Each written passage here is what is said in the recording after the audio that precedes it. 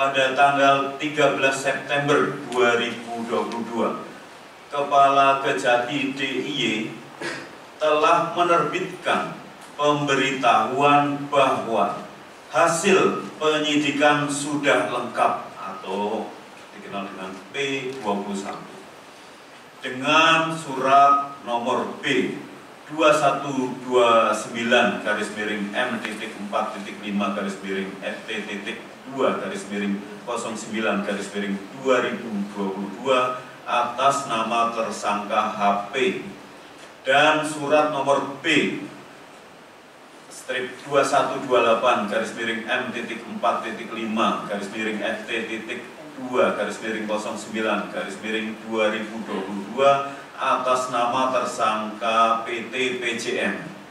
Dengan demikian penyidikan berlanjut pada tahap 2, yaitu penyerahan tersangka dan barang bukti dari penyidik pegawai negeri sipil atau dikenal dengan PPNS Kanwil DJP DIY kepada kejaksaan.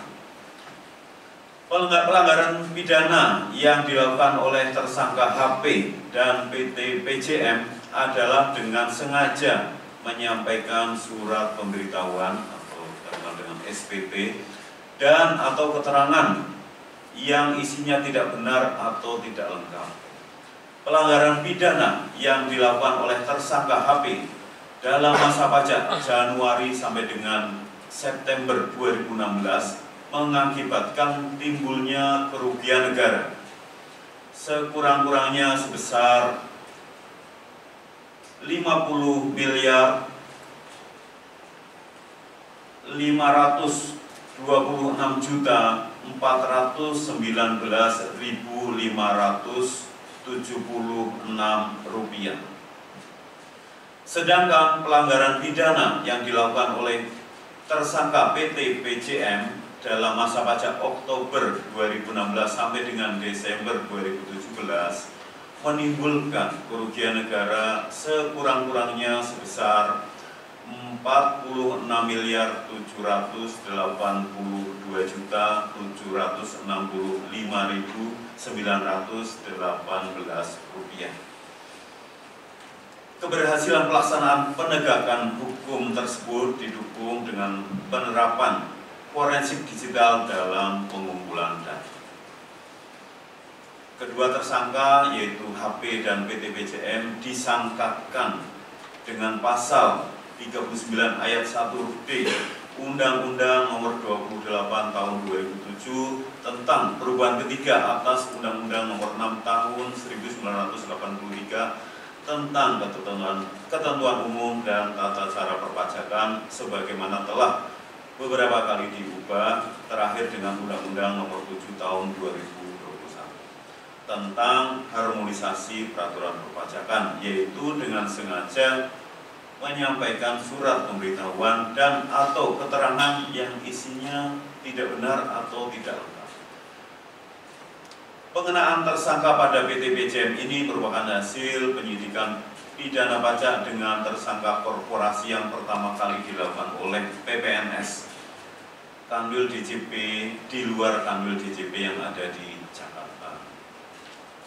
Dalam rangka mengamankan aset kedua tersangka yang nantinya akan digunakan untuk pemulihan kerugian pendapatan negara, PPNS Kanwil DJP DIY telah melaksanakan kewenangannya sesuai dengan Undang-Undang Nomor 16 Tahun 1983 tentang ketentuan umum dan tata cara perpajakan sebagaimana telah diubah terakhir kali dengan Undang-Undang Nomor 7 Tahun 2021 tentang harmonisasi peraturan perpajakan pasal 44 ayat 2 huruf C dalam bentuk penyitaan dan pemblokiran aset wajib pajak.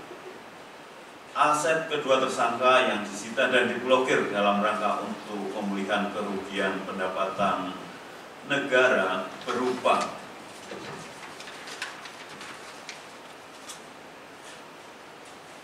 untuk tersangka HP yaitu uang tunai senilai Rp13.089.000, kemudian perhiasan, tanah dan bangunan dengan nilai Rp16.302.000.